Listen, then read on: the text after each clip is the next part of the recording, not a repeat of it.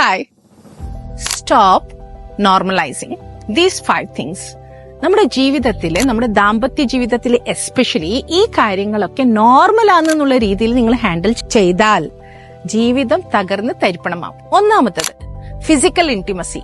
ആഴ്ചകളും മാസങ്ങളും ഒരു physical intimacy, ഒരു സെക്ഷൽ ഇന്റിമസി ഇല്ലാതെ ദാമ്പത്യ ജീവിതം മുന്നോട്ട് പോകുന്നത് എങ്കിൽ അത് അതിൻ്റെതായ ഒരു ഗ്യാപ്പ് തീർച്ചയായിട്ടും സൃഷ്ടിക്കും.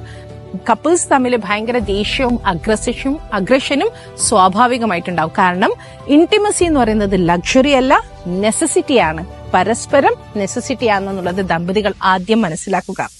രണ്ടാമത്തത് ക്വാളിറ്റി ടൈം.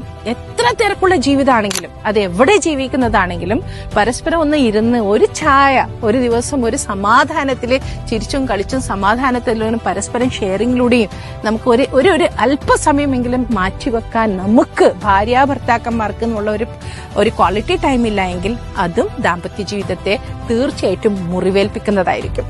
മൂന്നാമത്തതായിട്ട് open communication. പലപ്പോഴില്ലേ ചെറിയ സംശയങ്ങളായിരിക്കാം, ചെറിയ ചെറിയ പ്രശ്നങ്ങളായിരിക്കാം, അത് മനസ്സിൽ വെച്ച് കൂടുതൽ കോംപ്ലിക്കേറ്റ് ആവുക ചെയ്യുന്നത്, അത് പൈലപ്പ് ആവുകയാ ചെയ്യുന്നത്.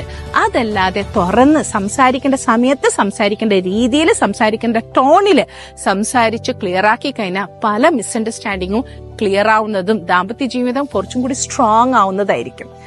നാലാമത്തത് അക്നോളജ് ചെയ്യുകയും അപ്രിഷ്യേറ്റ് ചെയ്യുകയും ചെയ്യാം. ഇടയ്ക്കൊന്ന് ഐ ലവ് യു എന്നും, ഇടയ്ക്കൊന്ന് ആ ഒരു കഡ്ലിങ്ങും കിസ്സിങ്ങും, അതോടുകൂടി തന്നെ പരസ്പരം ഒന്ന് ചേർത്ത് പിടിക്കേണ്ട നല്ല നല്ല വാക്കുകളും ഇല്ല എങ്കിൽ പരസ്പരം ദാമ്പത്യ ജീവിതത്തിൽ രണ്ടുപേരുടെയും ഒരുപാട് റോൾസും കോൺട്രിബ്യൂഷൻസും എഫേർട്സും ഉണ്ട്. അതിനെ ഒന്ന് അക്നോളജ് ചെയ്യുകയും അതിനെ ഒന്ന് അംഗീകരിക്കുകയും ചേർത്ത് പിടിക്കാനുള്ള ശ്രമവും നടത്തിയിട്ടില്ലെങ്കിൽ അതും മോശമാണ് കേട്ടോ ക്രിയേറ്റ് ചെയ്യുന്നത്. ജീവിതത്തെ വളരെയധികം എഫക്റ്റ് ചെയ്യുന്നതായിരിക്കും. അഞ്ചാമത്തത് and most important spiritual growth. ഏത് മതവിശ്വാസമാണെങ്കിലും നമ്മുടെ മതത്തിനായിട്ട്, നമ്മുടെ സ്പിരിച്വൽ ഗ്രോത്തിനായിട്ട് പരസ്പരം ഒന്നിച്ചിട്ട് സമയം ചെലവഴിക്കുക, ഒന്നിച്ച് സ്പിരിച്വൽ ഗ്രോത്തിന്റെ ഭാഗവത്താവുക എന്നുള്ളത് ദാമ്പത്യ ജീവിതത്തെ ഇനിയും മധുരമുള്ളതാക്കുകയും നമ്മുടെ മക്കൾക്ക് നമ്മളൊരു റോൾ മോഡൽ ആവാൻ സാധിക്കുകയും ചെയ്യുന്ന ഒന്നായിരിക്കും. ശ്രദ്ധിക്കില്ലേ?